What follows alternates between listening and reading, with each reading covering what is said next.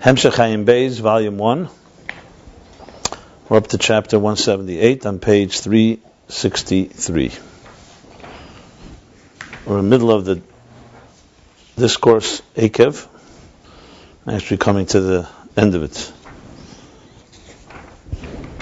178, which is Maimer Discourse 44.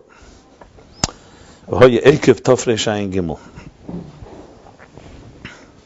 And we're in the middle of discussing the triangle, the triad between Kudsha B'richu, Yisrael, and Neraisa.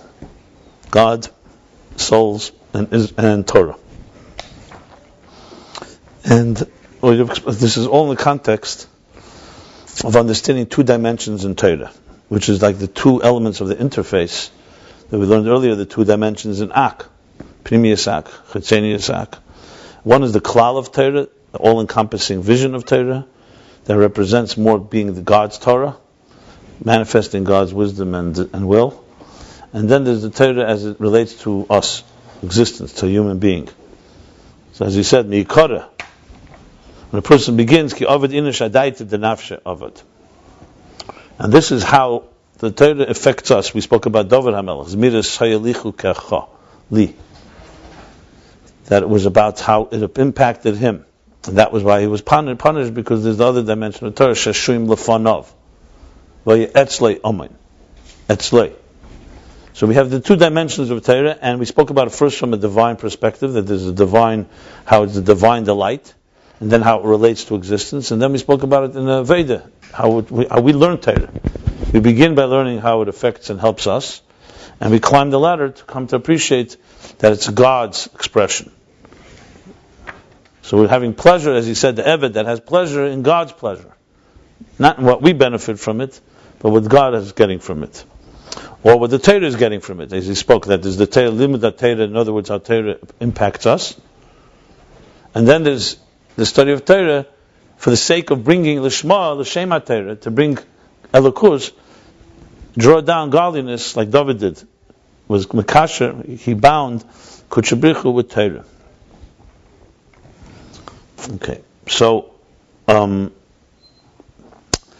was basically chapters 176, 175, 76. 177, he continued the theme that he started earlier with his kashus. The Lashon Zohar is Tlas Kishrin. There are three bonds, there are three knots. And he explained that Kesher immediately implies something that on its own is not bound. It's separate. Or else you don't have to bind it. Light and the source of light doesn't have to be bound. They are bound intrinsically. So there the word is dveikus, the dovuk. Kesher implies that there's two separate things. So we understood, when he explained that, he explained it back in chapter 175. Was it 175? Or even earlier?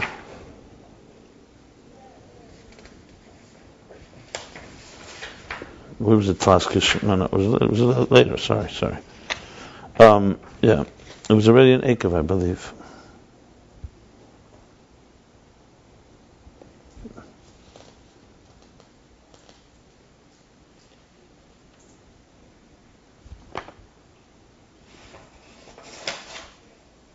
Yeah, the bottom of page 356, chapter 175. So he said that his kashus, therefore, what does it suggest? So it talks about, first of all, Yisrael.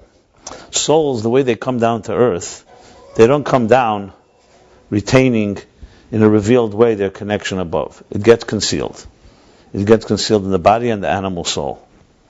Torah mitzvahs, even as they come down, they still retain a mitzvah is a mitzvah. It's God's mitzvah. God's Torah. It does descend, and it's not as intense as it is in higher levels, but it retains its kedusha, so to speak. When Neshama comes down, it can be completely trapped inside of the body until we do something about it. So that's why the soul has to bind itself through Torah.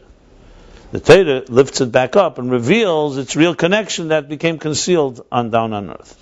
The reason for that, we learned, was like the lever, because the point is to transform existence. So Birudim requires that you descend and be engaged.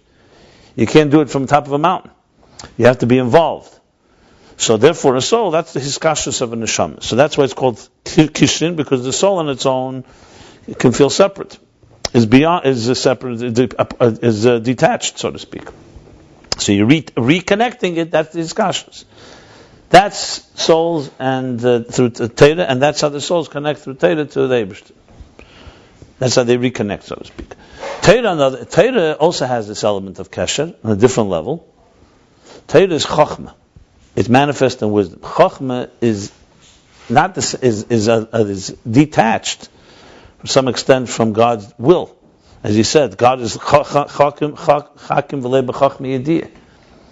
So the Torah also has an element that is like a separate. And when a Yid learns Torah, when a soul learns Torah, down below, you connect the Torah, the chokhmah of Torah, back to its rotzen, back to the source, to the Neisenat Torah. So that's how he explained Kesher in chapter 175. In 177, he went 177, 1 second, let me just make sure. Yeah, 176, he continued that theme where he spoke about why a soul needs Torah, because on its own, that's where he spoke about learning Torah before davening and learning Torah after davening, that whole discussion. Because there too, a soul needs, when it wakes up in the morning, to so-called, we said, to ignite it, to get it warmed up. But then in 177, what we learned was that in Skashus, that even though, this is where it began this new discussion, even though it's a Skashus, which means it's only possible when a thing is separate, but through reconnecting, this is now the new theme here. You get to a higher place than when you were than the connection you had initially. In other words, the soul above is not disconnected. Here it's disconnected, but through reconnecting down below, you reach a higher level than you do when the connection was above. That's the theme that we're discussing now. Now, in a sense, if you remember, there was a parenthesis on the top of page 357. He spoke what his dveikus is higher than his kashrus or lower. So he spoke there that from Elmaila Lamata, his kashrus is higher because it's pnimius.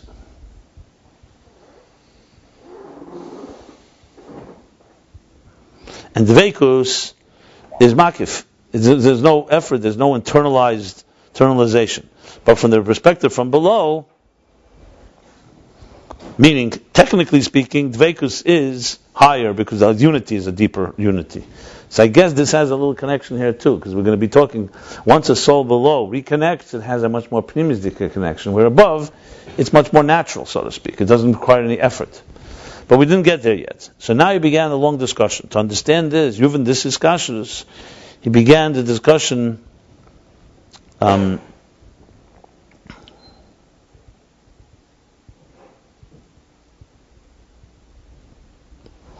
with the pasuk Shcheira Ani V'Nova B'nei Yerushalayim. So let's sum that up, and then we'll continue in the next chapter. This pasuk is going to teach us this message. Remember, Shcheira Ani V'Nova means I am dark and beautiful, daughters of Israel. I'm sorry, I keep saying Israel. Daughters of Jerusalem. Daughters of Jerusalem.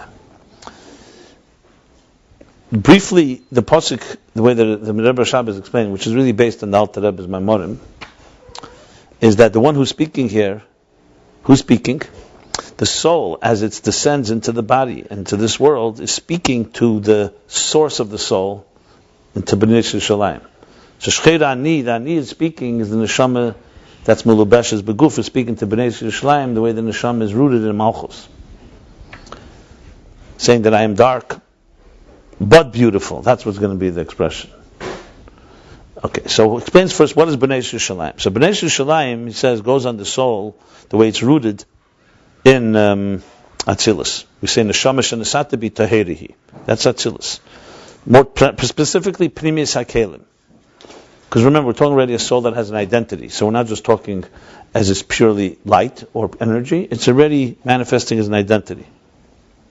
You probably learned this idea where Ba'leishches HaNeiris, Shiva Neiris al Mul Pnei HaMeneira. What's the Shiva Neiris? Neir Hashem Nishmas Adam. Every soul is a flame. And different souls come from different branches, as he explains in Likutei Torah. So they're neshamas that are primarily from Chesed of Atzilus. They're souls that are primarily from Bina, from Gvura, from Teferes, from Netzach, all the way through Malchus. That's the basically. However, most souls go through, as I said, like local trains, through Bria Tzirasiya, and assume properties with many, many garments and levushim. That's the regular neshamas down on earth. I say regular, I mean quote unquote, compared to a neshama, let's say, of Moshe Rabbeinu. Moshe, the Alter Rebbe says, as he spoke to Pari in Mitzrayim, he was a neshama d'Atzilus. Everybody's a neshama d'Atzilus, but he was Atzilus, the intensity. No local stops. Right, no local stop, no filters, basically. So then you say the question, so when a tzaddik says in the morning by davening, neshama shenesat b'tahirihi, and any regular person says, my soul is pure, they're saying the same thing.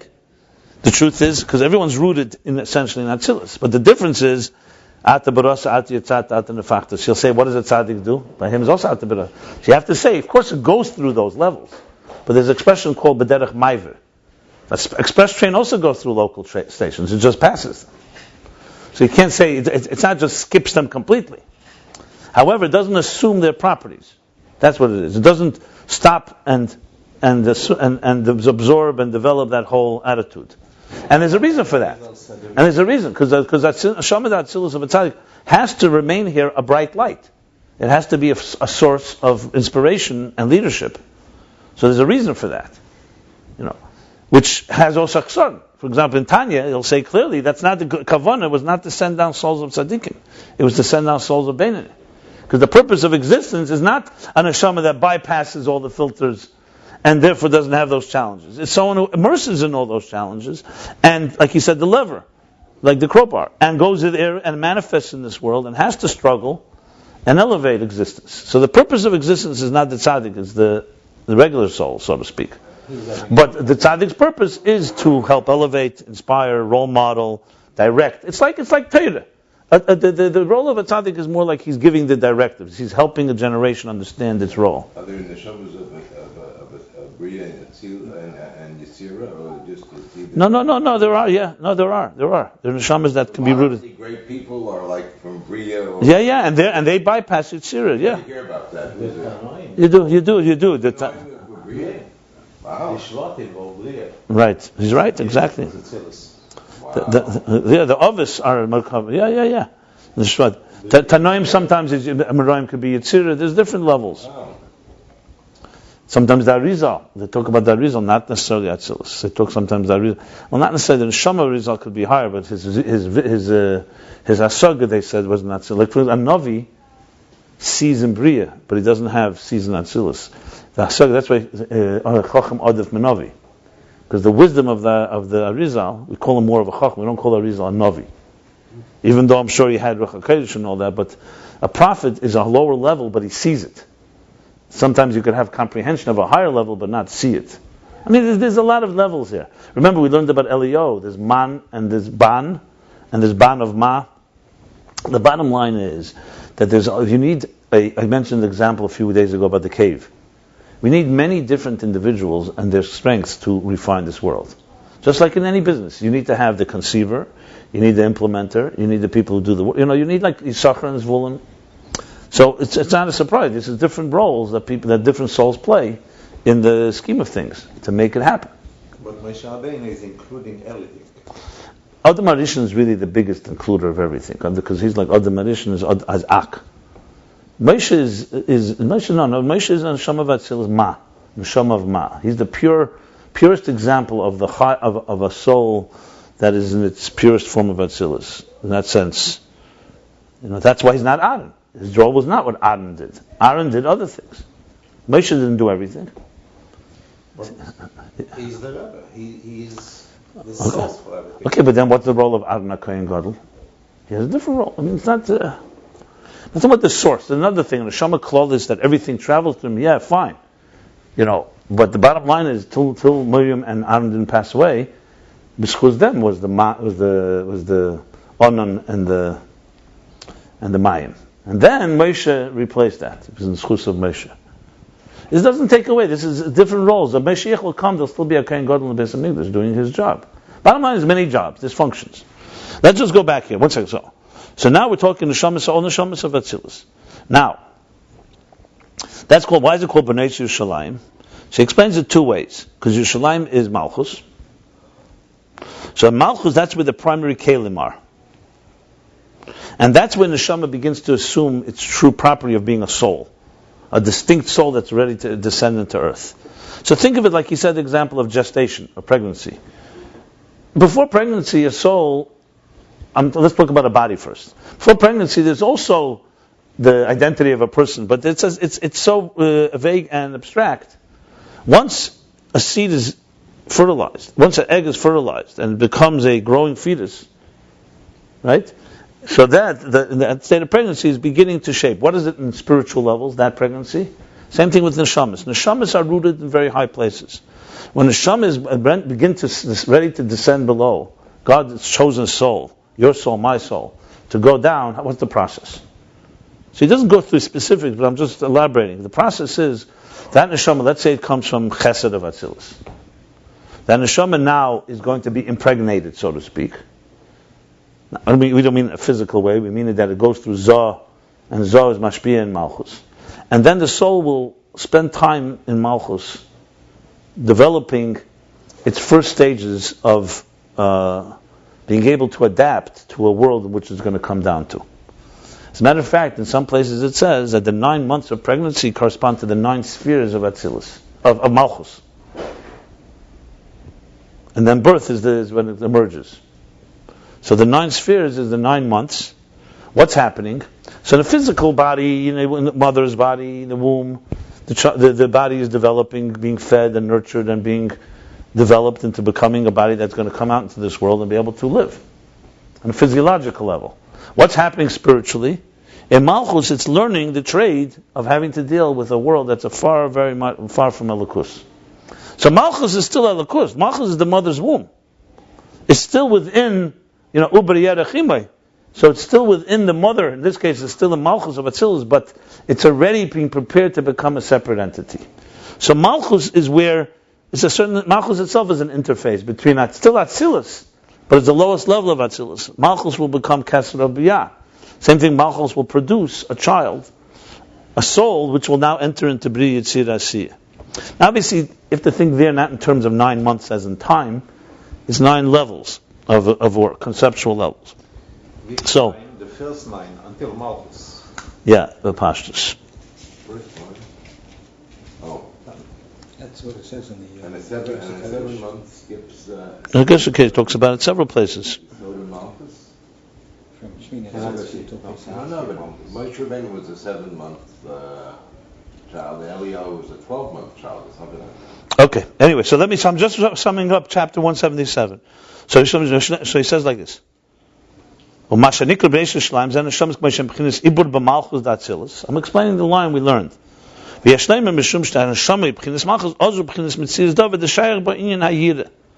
Rebbe Rashab explains why is it called Yerushalayim. So he says because it's now already in a state of Mitzias. No, in other words, if there's not even a pregnancy, I'm talking now, I'm using the physical example. Remember, I'm using Ibur. If you don't even have the conception of this, the conceiving, then you can't even talk about an entity. There's no entity. Here you're talking about an entity that's already something to talk about. That's why he says you can call it Yira. Because Yira is not possible. So he continues. He says,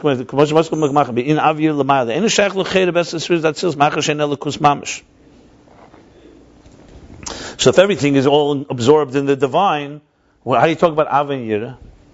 So he says, primarily he's talking about Malchus, because Malchus already has. In other words, let's put it this way: it says the Mittler Rebbe, I believe, writes, "Why does a baby cry when it's born?"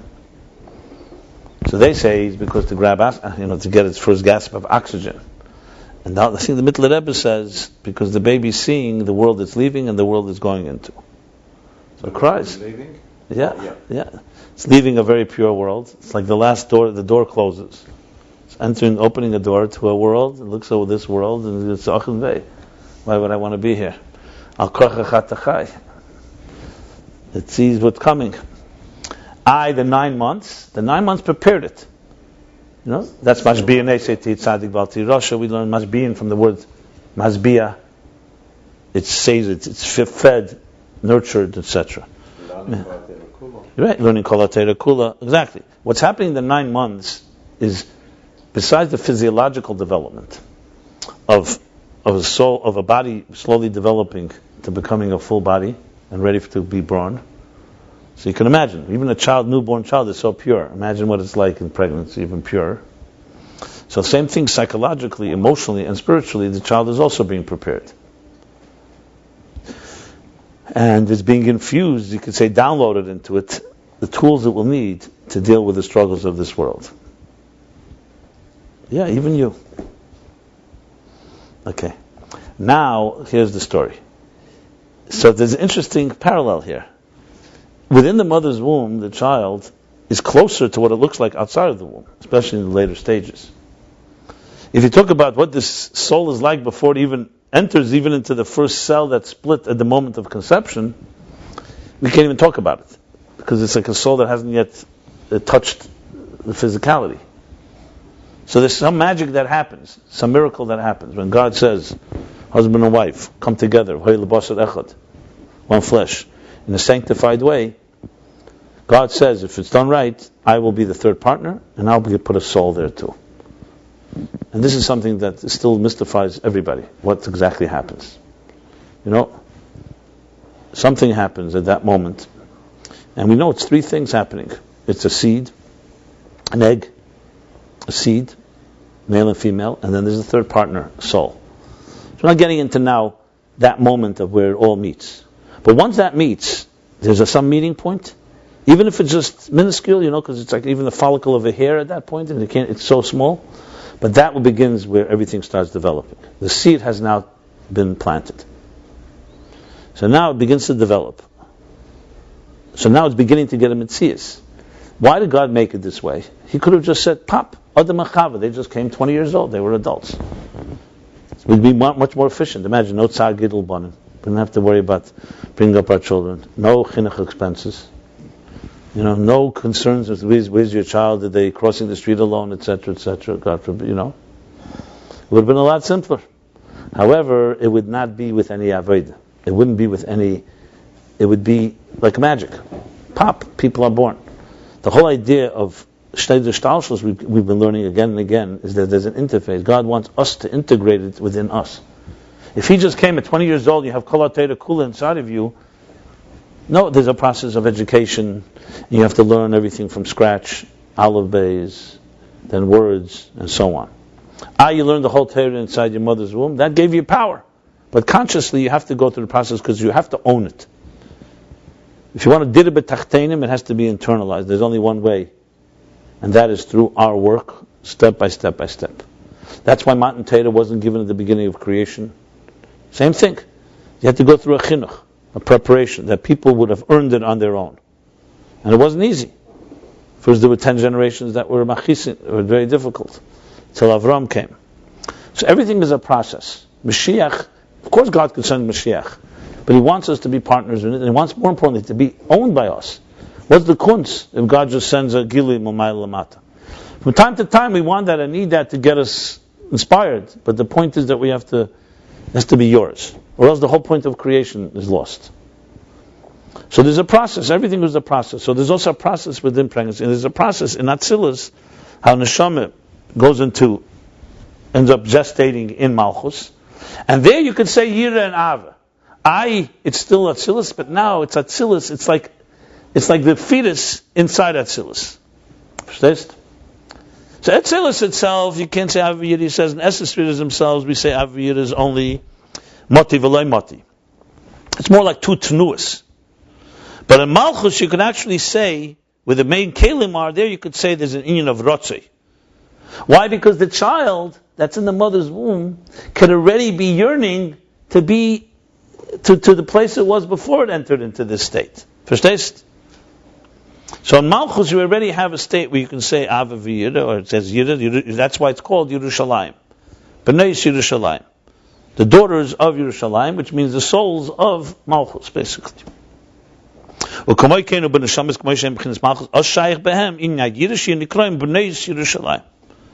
That's explanation number one. Okay? And remember, this is still not Shcheirani. Shcheirani is how the soul is below, speaking to the soul as it's in Malchus. Explanation one.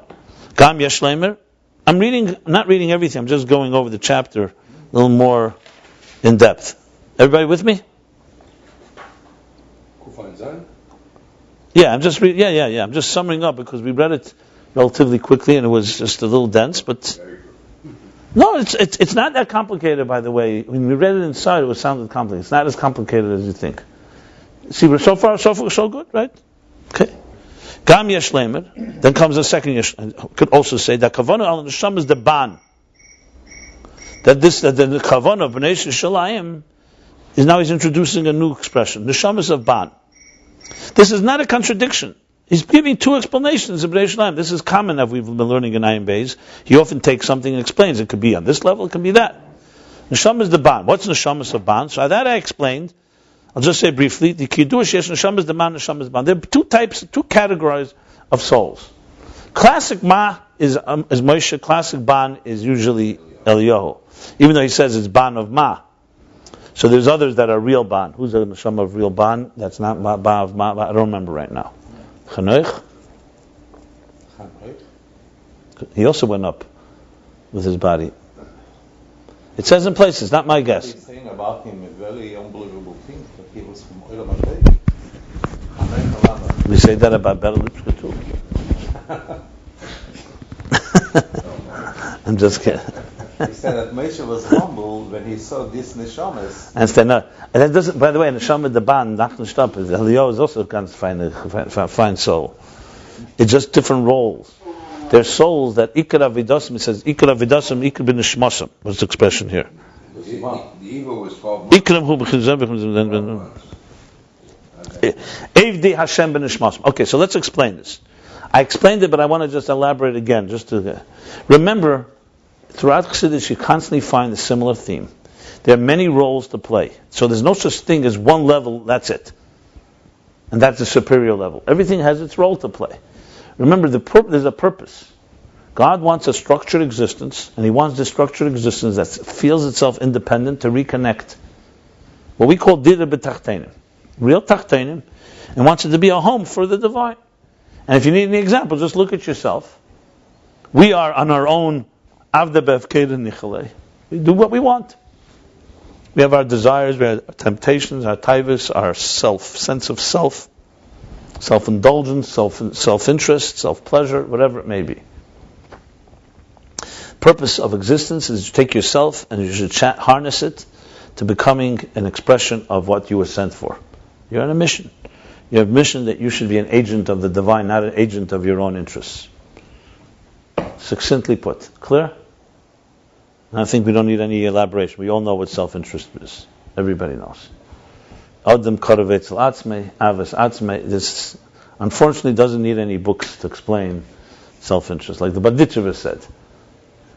If you write about Elam Haba, if you give us Elam Haba and write about Elam Haba in the books, then you'd see how we'd behave. Instead, you gave us Elam Haba, and you write about Elam Haba in the Sfarim. Okay, so fine. That's what we are. In this type of birur, you need different forces. You need those that immerse and work in transforming the world. You need those that give direction and tell us more about what the Eir is like. Remember, we talked about interface. I'm talking about the classic interface of Ayin Beis. Let's take Shabbos and the weekdays. Why do we need both? Some people say, why can't we have Shabbos 7 days a week? Not 7, okay, 6 days a week. What do you think? 6 days a week for bringing Shabbos. And one day, God wants us to immerse. Okay, we'll do a little work. We'll shovel some earth. No, Sheishis Yomim. It's 6 days because the Kavanah is not Shabbos. The Kavanah is to transform existence. In a way, the Kavanah is Shabbos. To transform existence, it should be like Shabbos.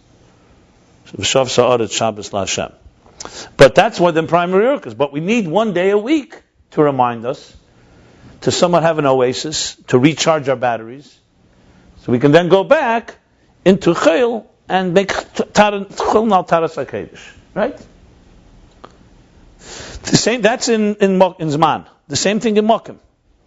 You have places that are holy places, a shul, a beis medrash, a beis knesses. And then you have the mundane world. Right? You have a Mokim Kaddish, a Mokim, what do you call it? Mokim Chayil. And here too, the kavanah is to bring the Kedusha of the Beis HaMikdash, Shachanti B'Seicham, into the Chayil, into the mundane world. Al Pesach Beisei Mibachutz, as we speak about Chanukah. And the same thing is in Nefesh. In Nefesh too, you have souls that are Neshamas the Ma. That's like Shabbos Dik and Neshamas. Their role is to bring light. That's their role. And then you have Neshamas the Ban. Their role is to transform. Their role is to immerse. Now, in truth, like he says in Tanya about Yisachar and Zvulun, about Bali Esek and Mored the what's the expression there? Bali Esek and Bali Mored the Teira, yeah. In truth, everybody has to both learn, daven, and give tzedakah. The question is the primary thing that you're doing.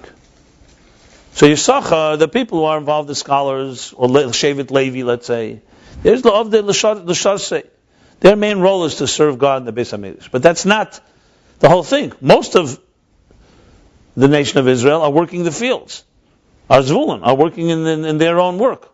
But you need both. I'm just giving examples of ban in human beings. You need both because one brings the Kedusha in and one transforms. Even though there's overlap, we all have, every morning when we daven, when we learn, is like the Shabbos of the Chayil, relatively speaking. Because we all need it. But then there's general distinctions of those that we'll call the Mored Teira, there's Mored Uvdin Tavin, that's the expression, of Gutta Maisim Tevin. So the Neshamas is Neshamas. So now he's saying, what is Bnei Shushalayim? Gam Yeshleim Bnei Shushalayim is Neshamas of Ban.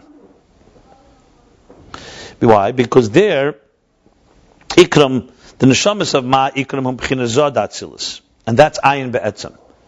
They are fundamentally from Zah, and their Ayin Be'etzem, their personality is one of Bittul, complete Bittul.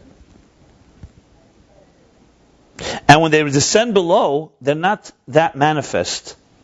They're not manifest in Geshem. Their primary thing is revealing the soul. He actually says they're called Banim Lamokim, not Bnais, daughters, Banim, the sons. And then there's higher levels where they're actually called Achim, brothers and friends. So there's a lot of levels in souls itself. And the highest one is Ma, that whole group.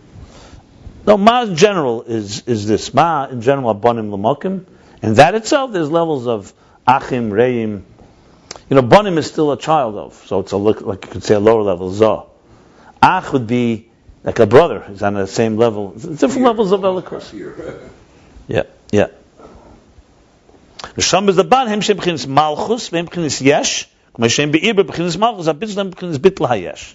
Because once something is an Ibur, you can't call it Bitl Metzias already. Because even though it's just still maybe just a small fetus, but you can't say it doesn't exist. There's something now that is not the mother anymore. So in Malchus, you already have a state that is no longer pure Atzilus, let's say. It's already the birth of something. It's still within Atzilus, but it's the birth of something that will soon become a full-blown separate entity. So it's still Bitl HaYesh. That's Neshamas Abam. That's Bnei Shushalayim. And they are Nitfas B'Geshem. These souls, when they'll come down, they will actually be like the child in the mother's womb. They will be separate entities. Which is why Moshe's pregnancy was only 7 months and Eliyahu's was 12 months. Now, you're going to say the question is, one second, but Moshe also went through pregnancy. He also went through Malchus. But like we spoke with the express train, he didn't assume the properties as much as Neshama Deban. Obviously, Moshe was also a body. People saw him. You can't say he was not in the Gashmizdika world. But he was the minimum of Gashmis. Now think of it like almost like I remember sometimes seeing the Rebbe at the end of Yom Kippur, you could almost see the glow. There was skin there, but it was such translucent skin, that you could almost see like the glow of light. You sometimes see someone so refined, so there's a body there, but it's like barely. It's almost like a gentle, you know what I mean? It's like light, but it's in the shape of a body, so to speak. Am I the only one that saw this? Maybe you have to have the right eyes. Most of the right seat. Yeah. So bottom line is, so of course Moshe also went through Ibur, and therefore also went through Gashmis, but not Nitfas Begeshem. That's the point. And these neshamas do go. One second. Let me just. And so I'm reading it. Because their main work, and that's their main work, is bittul gufam, a transformation of the body, and that's what Bnei Yisrael neshamas neshamas. Yeah.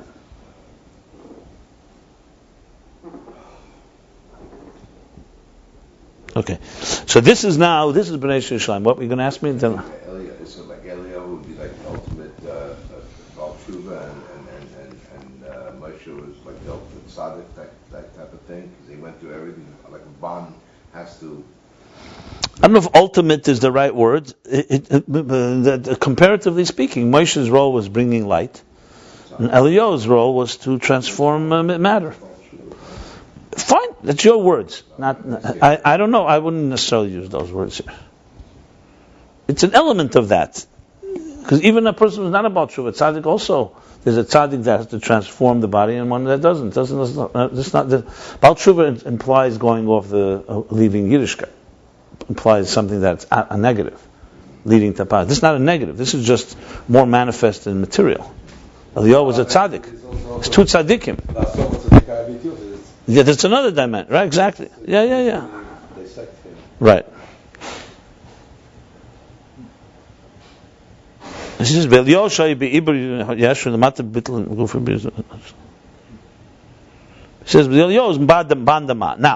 Now we can explain why it's called Bnei Yerushalayim. Because that's Yerushalayim, the Shamas of Ban. That's the second explanation, which doesn't contradict the first, because the first is also, it's more Kalim. The first one, the emphasis is the Kalim of Malchus. So it's Yerushalayim, Yira. Here the emphasis of Ban, it's a little more specific. But it's the same idea, conceptually. And he says, and this is where you can say Bnei Yerushalayim, Shcheda Niva Nova. Because if they're not Bnei Yerushalayim, they did not go through this pregnant stage of Malchus. They don't have Kalim or Neshamas the Ban. You can't say Shcheda. Where's their darkness? The Neshama of Ma, like he says, the Neshama of Ma ain't shaykh in Shchedani. Ma Hashem become bidadasa, because even when they come down below, they remain ayin. They're in a state of bittul. So you can't call them darkened. And a soul like that never really assumed any of the garments and the filters and the layers of through the levels. So you can't say Shchedani. You can only say that on the levels of Bnei Yerushalayim. Okay.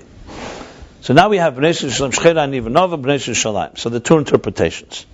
Now he continues to explain the difference now between the soul as it's in Yerushalayim, Bnei Yerushalayim, and Malchus, and how it now comes down. We're talking now either the souls that are connected to containers, which really would be everybody, even Moshe Rabbeinu, frankly, in a certain way, and the Shamas the Ban, which in that sense relates that now this soul now comes down into the world. It's now leaving the pregnancy stage. What happens now to the soul as it leaves the gestation in Malchus and now becomes a soul on earth? So it says, the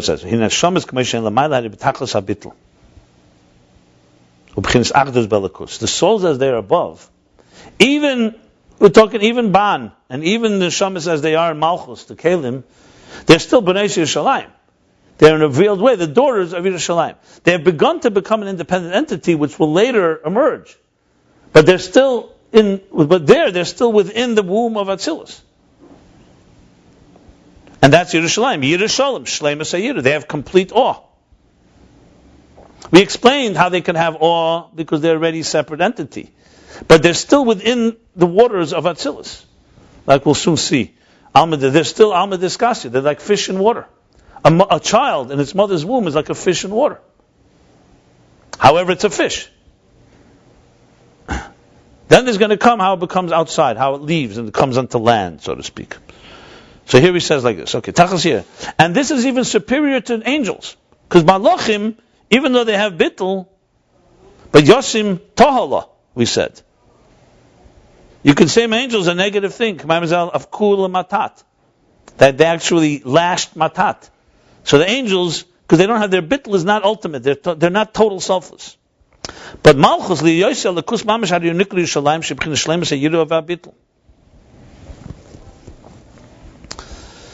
Right, and then he goes on and says, "Ima yesha Malchus b'chinas yesh," and even though Malchus is in a state of yesh, like we said before, it's a fetus, spiritually speaking, not like Chachma, which is complete bittul.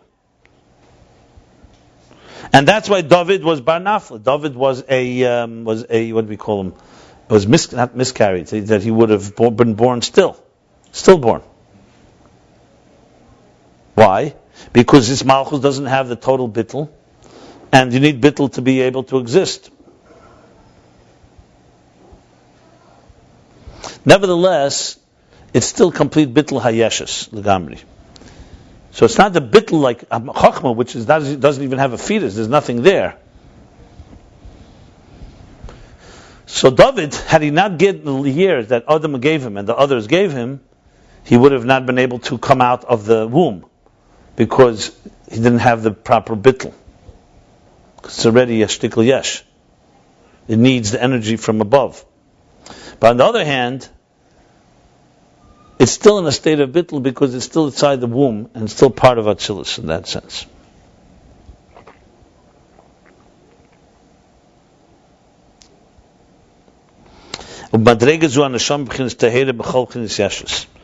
Okay. And this state, the soul is in a form of purity from all states of so-called ego. So it's a subtle difference, but remember, we're talking here a fetus, so it's not born yet. On the other hand, it is already substance. So you have here a state where it's in between. It's still bound to its source, in this case Atzilus and the bittul of it, but you can't call it no yesh. You can't say it doesn't exist. It exists, but it is completely bottled.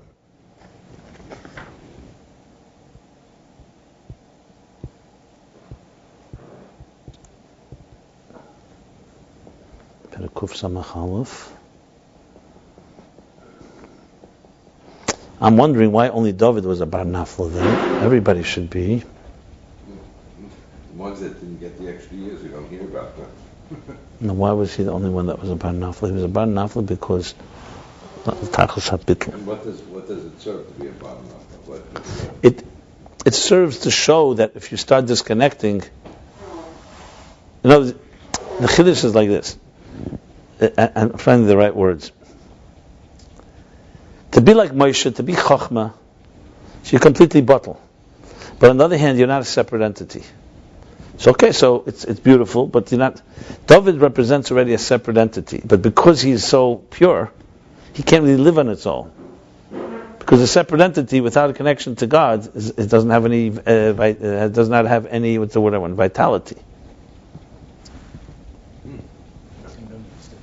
So therefore, David is representing Malchus, and he's going to become a force that's supposed to bring godliness into this world. But because he has to enter into the world, it doesn't have enough energy to survive.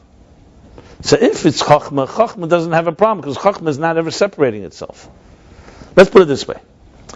A fetus is very fragile, right? Something goes wrong, God forbid, and it's over with. But what's necessary to be able to give birth to a healthy child that can come and do mitzvahs in this world? It'd be far easier if you stayed beyond the state of a fetus and just b'chokhmah. A spiritual entity never has to go through the fragile, vulnerable states of a fetus developing. But that's not the kavanah. So David represents the ultimate fetus, so to speak. He's coming to be Malchus of Atzilus, to become the Yeredim Biyah. So there's a state of very fragile state. Because on one hand, it's already outside of the source. On the other hand, it's a very divine place. So will it hold? That's why David, had he not gotten the power from Zah, which would be from Adam and from Chachma rather, and from Zah, and then Malchus less l'magar klum. Malchus is a very, very fragile and vulnerable place. It's like the moon. Will my contract be renewed with the sun? But so you say, why do we need it? Because you don't have that, you're not going to have a child. You're not going to have the next level of Biyah. Chachma Vatzilus can't go into Biyah. Chachma Vatzilus is too holy and too detached. Does not have any substance. So you understand? So it's like a substance that's necessary, but it's in that in-between place. Will it hold? So David on his own, because it's the paradox is David has bittul and no bittul at the same time. What do I mean? No bittul. He has bittul. That's why he can't hold. But he has no bittul because he's already becoming an independent entity that doesn't have anything. What gives it vitality? That's the question. So it's not because he was a yesh that he didn't have life. It's because he's so fragile and he's already outside of the source. That's what it comes down to. At that point. No, it's the opposite. It's not bittul mitzias because bittul mitzias is chokhmah. It's a yesh, but it's very fragile yesh. It doesn't have anything to keep it going. No connection. Well, until he gets those years, then he has the connection. It's like les lamaga maklum. Machlus has nothing of its own. So what's the difference now between, as you mentioned, the other neshamas? I guess because David embodies that concept of malchus, where the rest of us develop more coarseness. We're more coarse, so our yeshes holds us. He could not be a yesh really. He's not a yesh, but he's also outside of the source. So what do you do? Take a pure soul and throw it outside where it doesn't have the nurturing. It can't survive. So we could survive because we're not that sensitive. So he's somewhere between Moshe and Eliyahu, something exactly between. He's the ultimate neshama of Ban, probably David, to be honest. Because Ban is Malchus. Yeah. Oh, well, Eliyahu is Ban I mean, of at Ma. the end of the day, you can say Ban no, of Ma. He's so ultimately just Ban. you cannot say he's just one. What? No, I don't think so. No? Because Malchus, in a way, presents the note Tchilos and B'Seifim is the source of the sources at the bottom. So he represents probably the connection between the top and the bottom, like He's right in between. Like Eliyahu and everybody else, most people are Ban of Ma. That's what everything's Ban of Ma. You have to say pshat like this. You go back to chapter 161 that he refers to. It's actually a very elegant concept. In other words, you see, God forbid, what happens, God forbid, if a newborn, a new conceived child in its first, second month is expelled from the womb? Cannot survive. Even with technology today. Right? Before it became a fetus, so whatever it was. But it was all completely in a spiritual state. Now that it's becoming an entity, you need to have enough for it to have viability. It needs to have something now. It needs to be sustained. Because it's now, you've thrown it out, it's already outside, it's no longer just in source, it's already becoming developing, but it hasn't yet taken enough, it hasn't gotten enough to be able to exist in the world. That's David in Ruchnius. He's being sent through Malchus. He's Malchus. So it's already a state of Yesh. But not Yesh nicht ego. We mean Yesh as a substance, a state of pregnancy. He's going to become a leader. So he's less. So you really need both elements. By the way, this explains the whole idea with the Mirat HaLevana. What did Levana say? The Levana said you can't have two kings with one crown. 2 crowns on one king. So Levana had to go and diminish itself. That diminishing has a quality and a negative. The negative of it is now it's in a diminished state and it's vulnerable. But the positive of it now can enter a world of diminishment and reconnect. That's the point. David HaMelech is that state. So he's dependent on... If the fetus was able to survive, it would show that it's a grabazach. Because it has already its own substance. David was not that way. He was an Edelah. Refined. Anyway, the point is, I think this review is very important because this chapter, without this, okay. So now we have the neshamas like that. So but they're still in pregnancy. So while they're in pregnancy, everything is fine. I'm reading on the top of 362. However, when they descend below, then so now they're no longer like fish in the water. Now they're Alma Dizgalia, they become separate from their source. And on this period in time, here, Alzman Yididus and Neshama Lamata, Alzen Nemer Shcheirani. This is a critical line. And in this period of time that the soul descends below, that's what we say, Shcheirani, I am dark. Sheimeres HaNeshama Shalamata El HaNeshama K'mayshi Hilamayla. This is what the soul below is saying to the soul the way it's above. Kedim Islapshusa Beguf. It's like, think of it like the child outside of the mother's womb is speaking to the soul as it was in the womb, or, right? Yeah. Hagam d'shcheirani b'chineshachlis v'salmas eir. Even though I am dark, in the darkness and concealment of the light. And then he goes on now, explains, Umagam. Moreover, through my manifesting in a body and animal soul, so it gets concealed, the light, and it gets distant from its source.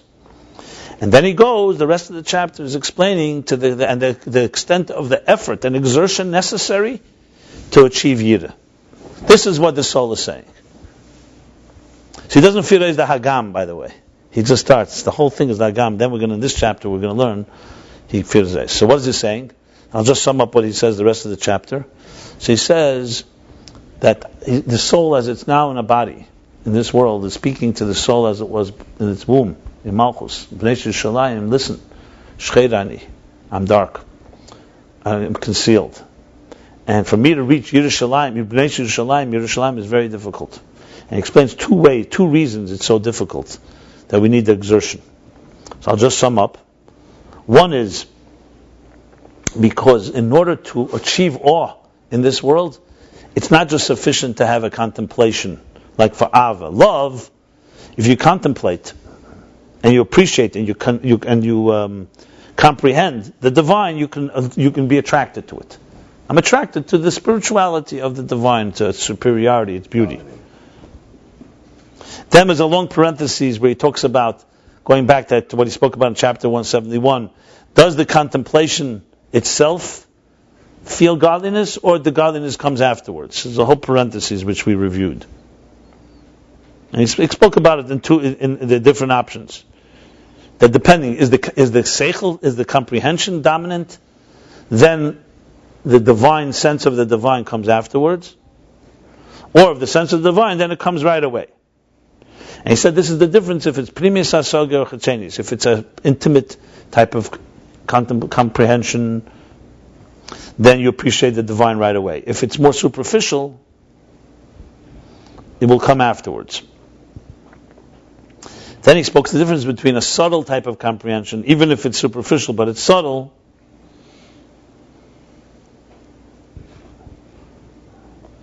You can also come to it quicker.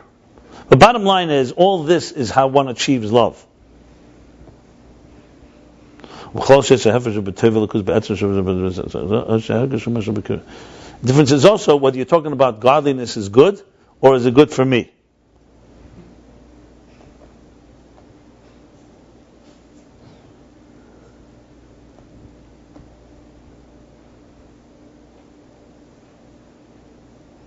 He speaks of a whole bunch of levels, which we discussed, of how one comes to it, whether they come to it immediately or they come to it later, whether the focus is on the intelligence of it or on the feeling of it.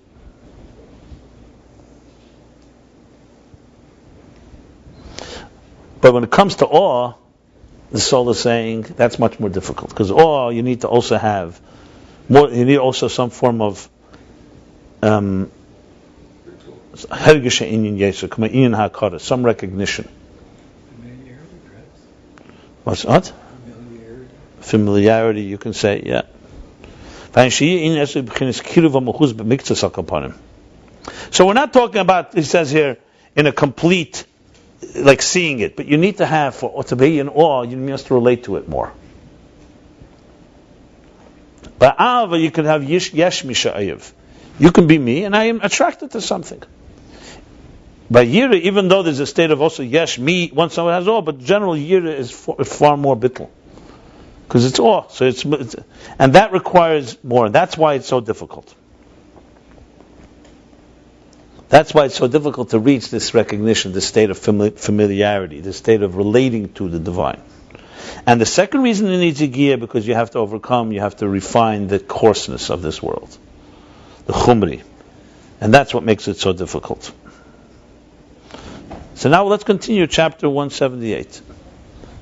We continue. So bottom line is, Shcheira Nivanova is all coming to explain what the soul is saying. I am dark in this world, and Yerushalayim, Yira, does not come easy. So we can all relate to this chapter, right? So now in chapter Kufayin Ches, he continued, V'zeo sha'imeres haneshama lamata. And this is what the soul below says, Dagam, the Shcheira, he now goes back to the Hagam. That even though I am darkened, M'kol mokim v'nava, and nevertheless I am beautiful. I am beautiful. The Herst, it can make you cry, right? I'm still beautiful. Shaydei yiridasu lamata, because through its descent below, nasa ba yisrin maila. An advantage, a quality, a feature. Nasaba was infused in it, was created in it, was made. How would you say Nasaba? Nasaba Yisrael now. It was made. Yeah. Through its descent below Nasaba, it assumed a new quality, a superior quality to what the soul is before. Yeah, achieved. See, Nasaba is more than achieved. Nasaba means it's like in it. It assumed, it learned, it adapted Nasaba. It's like someone with experience gained a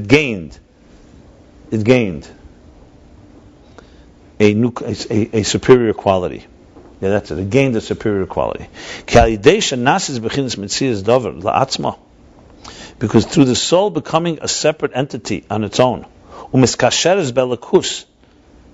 and it binds itself to the divine. Now this connection, this bond, is in a state of thirst, and a yearning. An awesome, increasingly powerful state of yearning. And this is what a soul below, why a soul below is called the name of Kala, bride. Shuloshin Kaloyan. What's Kala? Kaloyan means to expire. Like when you say Kaloyan ha'esh, Kaloyan ha'etzim. Something is dissolving. Kol Sanafshi, yeah. What? Oh, he's saying it means to rise, it means to expire, it means to be bought, yeah. It's Kaloyan really comes from the word, is mostly here, in this case it's more the thirst he's talking about, the yearning, Kaloyan, like reaching upward. Like he says, kol sanafshi, my soul expired. My soul, it's like when a soul senses something really powerful and it just expires in ecstasy. Koloyan has many meanings. Koloyan can mean annihilating. The koloyan of something, like when the fuel, the wood, nichla ha'etz, the wood becomes consumed. Right, consumed is also a good word. But here he doesn't mean koloyan in a negative way. He's not talking about koloyan like, destruction. He's not talking about destruction. He's talking here absorption, consumption, consumed. what happened with koloyan and nefesh, that the nefesh is expiring in ecstasy, in its joy, or yeah. That's what they always. Well, when a song touches you deeply, or something happens that touches you deeply, and your soul just like is drawn to it. You lose yourself, basically. But the point I want to make, it's not a negative losing. It's positive. It's not someone, God forbid, koloyan as in, you could say koloyan also on the genocide and destruction. You destroy people. It's like somebody, when the chassan and kala, chassan goes down and the kala goes up, that type of thing. Yeah. The dafke lamata ha'ava v'arotza b'chinas koloyan. Dafke lamata. Why isn't Neshama lamata called kala? Because only specifically below is where the love and the yearning is in a state of koloyan, in a state of kala, in a state of absorption. I would say dissolving into. Kaloyin is also a yearning. Kaloyin, when kolsa nafshi is when there's a word in English, pining, to pine for something. We have gaguyim, chuke, tzimoyin, kolsa. It has commonalities between all those. B'bchinas rishpei eish, hachuke v'tzimoyin b'yeser, in the form of rishpei eish, sparks. Rishpei. Ava kerishpei eish. Rishpei or kerishpei? Rishpei. Rishpei? Rishpei? But what's the actual makir? What's the shadish of Rishpei? Reshef? What's meant this? Flame. No, not flame. Sparks. Rishpei eish. Rishpei eish. I think the Rebbe would say Rishpei. Kahavi kerishpei. Maybe not. Maybe Rishpei. Questions. The sparks of fire, hatshuke v'atzemoyim b'yeser, in a yearning and an increased yearning and thirst. Rabbi Rashab is describing it. He knew it. The kamoishi l'mayla she'ein nifredes b'mekeda, because the way the soul is above, where it's not separate from its source. V'adarabah him yuchedes tamid b'mekeda. On the contrary, it's entirely united, consistent. It's continuously united in its source. It has none of this type of yearning. It doesn't have this aspiration. Rather, it's only when the soul comes down below. Because when it's connected, a fish in water doesn't look for water. It's when the fish is outside of water that is desperate for nourishment. The problem is, what happens if you're stuck in the Shcheirani and on the Nova, and you don't feel this kaloi? That's what I want to know. This is nice. This is at least the soul is yelling, it's dark and I am beautiful. Okay.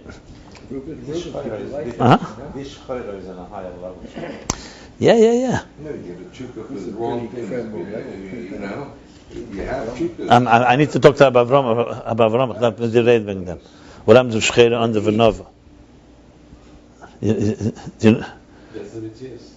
Is there? You're familiar with that situation? Huh? Okay. The Wilde Rebbe is a bisschen niedriger to the Shcheire under Venova. What's going on, right? Okay. V'zeu shebeshir hashirim, and this is what in Shir Hashirim, in the Song of Songs, and this is where these psukim are from. Kala. Shcheira ani Venova is from Shir Hashirim. Yeah. Nemar kama pomim achesi kala. He's now explaining when Shir Hashirim says a number of times the words achesi kala, my sister, my bride. My sister, the bride. Bas legani achesi kala. And there's more, a number of times. Achesi kala rayosi. Yeah, there's a bunch of expressions. Why? What is the expression achesi kala? Because in the souls of Israel there's two levels. So we already have brothers, friends, bonim, sons. Now we're talking about sisters and brides. The level of achesi and kala. Kiyesh ma'ila b'achesi. There's an advantage of a sister, b'achesi, the level of my sister. The ach v'achesi kidavar echad. A brother and sister are like one thing. V'avosim hitmidis, and the love is forever, perpetual or forever. Tmidis would be here forever, constant. Yeah, constant. Sibling love is forever. It's constant. Yeah, that's good. I'm going to call my sister today. Sisters, tell her what I just read. I said it says. She'll say it about He reminded you. Yeah. Was it weiter, the Bekrirus? Cha'avihi b'krirus. But the love is not flaming, passionate. It's a what he means krirus here, by the way. It doesn't mean that. He means krirus means it's passive. It's cold. Krirus literally means cold, but he means. Nein, nicht wie du meinst. Ve'ein b'zeh is Ve'ein b'zeh is chachus. I can Yeah. fly, hopefully. There's no challenge. There's no resistance. Because it's there. I mean, I'm explaining. What does his conscious mean? Bond. But Neschach is new. There's no novelty. No. There's no novelty. Bekridus means it's cool. It's a cool love. And on the other hand, Steady but constant. Kala. The kala harizekadova nifrit. Kala is a bride, someone you've chosen. You're not a biological brother or sister. It's a separate. Harizekadova nifrit. That's like a separate thing. It's like he says kidova nifrit. Interesting. It's not really separate. It's kid. And you're feeling it's like a separate thing because it's a stranger initially. Va'ava ain't midis, and the love is not constant. The yochel is okay. I have to call my wife now. I have a bunch of calls to make. Your sister, your wife. No, maybe you call your sister, because you always have constant. Maybe you shouldn't call your wife.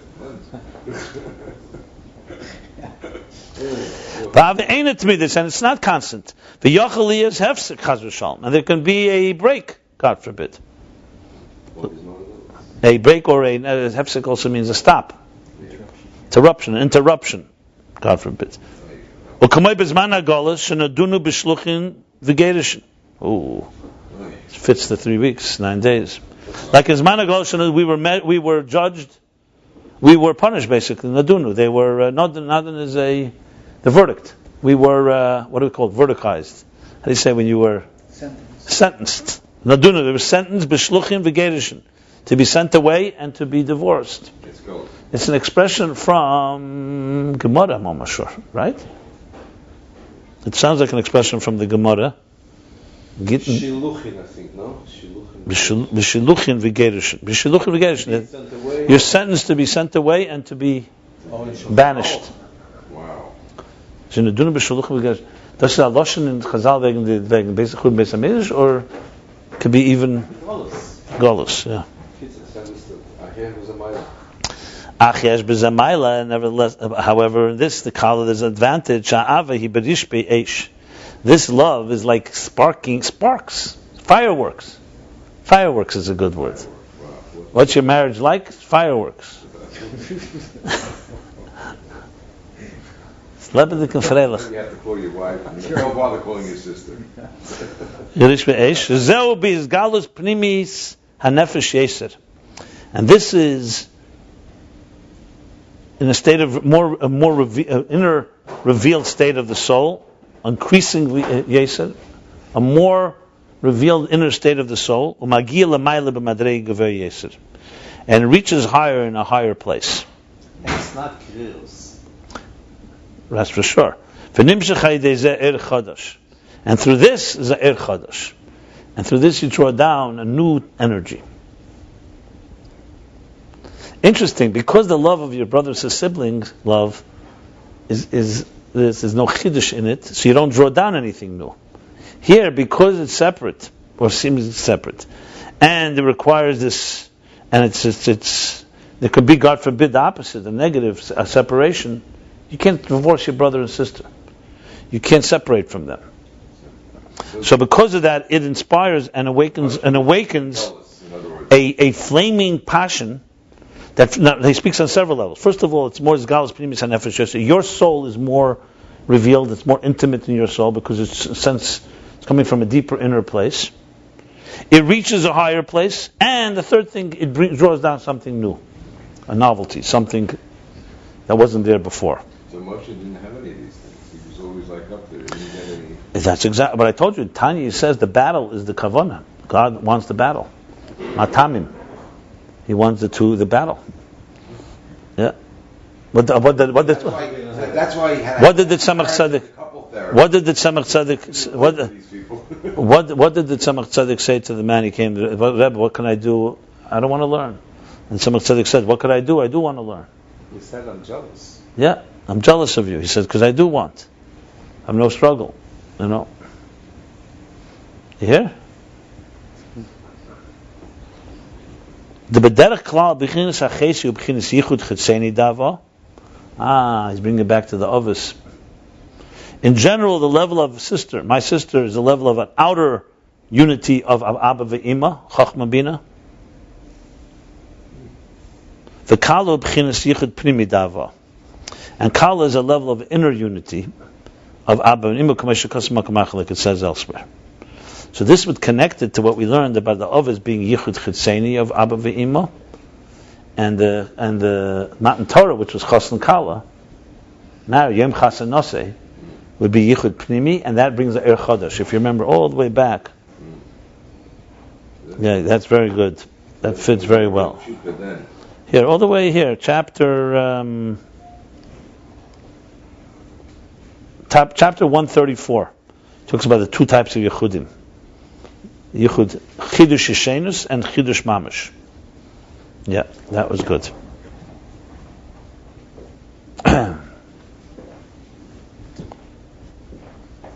If you're going by here, give me another battery here. One of the blue batteries here in the corner. Oh, thank you. Still going. Okay, you know what? Let me just change.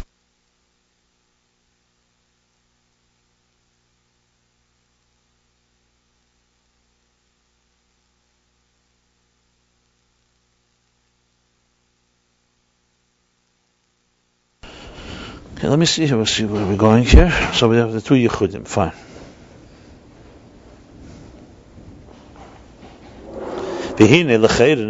Now, seemingly, Hayisin has Shebnesham B'Ridas Lamata. So now we have established Shchira Nivanova Dafka below where it's dark, and the possibility of a disconnection. And it is disconnected. You come to a deeper tzimoyin. It's not just more thirst and yearning. It's actually a deeper pshacha chodesh. He says now hine l'cheira. Now seemingly hayisin hazeh, this advantage, this quality, this level. Shaneshama b'ridas lamata. Sheba neshama. That's in the soul as it comes down, descends below. Hu b'chinas ava. Hu b'chinas ava. It's only in the level of ava. Aval b'yira, but in yira hayisin yesem neshama k'mash yilamayla.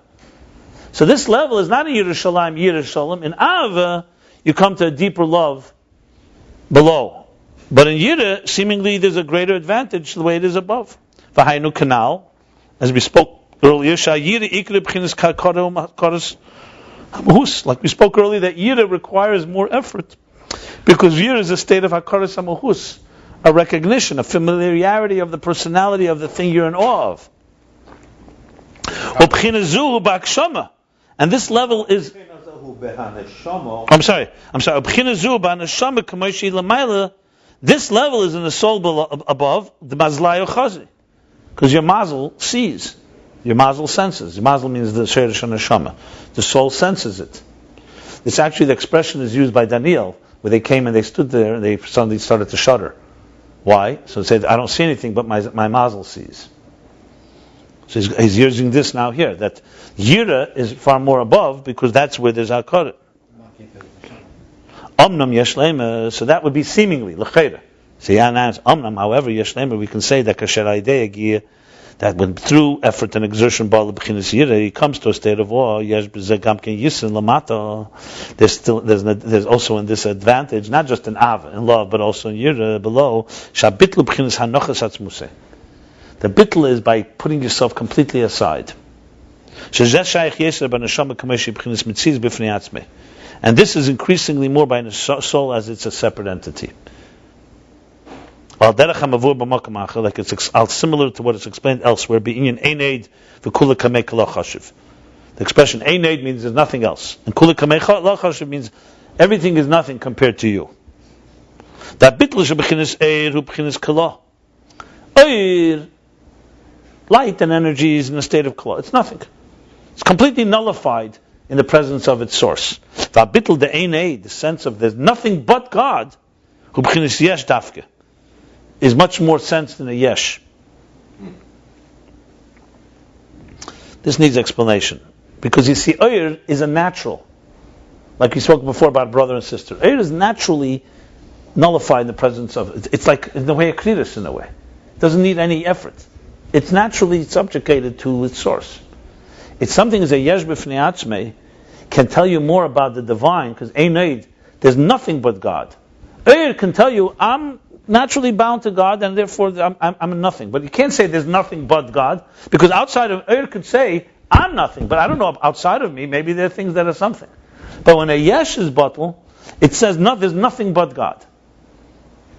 So he's saying that's an advantage. So the yirah, if you talk about a more powerful awe, obviously there's more recognition of the divine in higher levels than lower levels. So there's Yerushalayim is higher. But if you're talking about the Hanochas Hatzmuz, that I'm completely nullified, is deeper below because it's a complete bittul. Because of this effort. That's what he's saying here. Same thing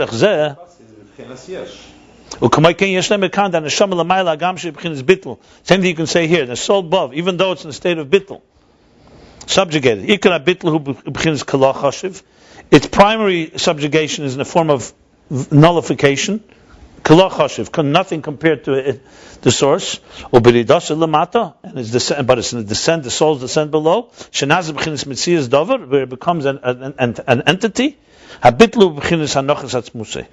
bitl is complete putting myself aside.